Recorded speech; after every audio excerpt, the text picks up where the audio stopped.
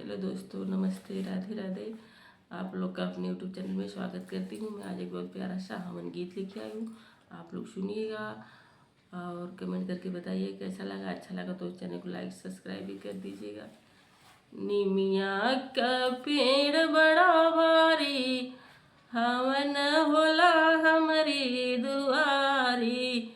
निमिया कई पेड़ बड़ा भारी, हवन होला हमारी दुआरी।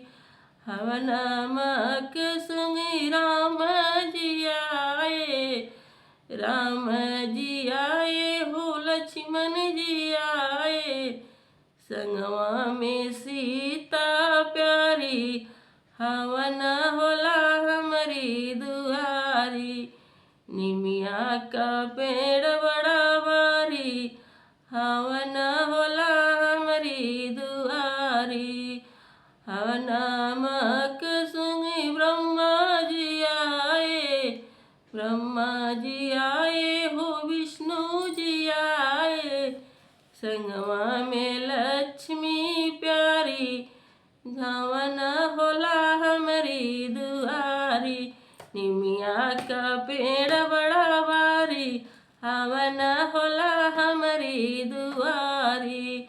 हवनामक सुनी शंकर जी आए, शंकर जी आए हो गणपति को लाए।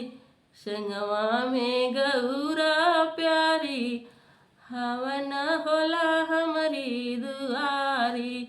निमिया का पेड़ बड़ा भारी, हवन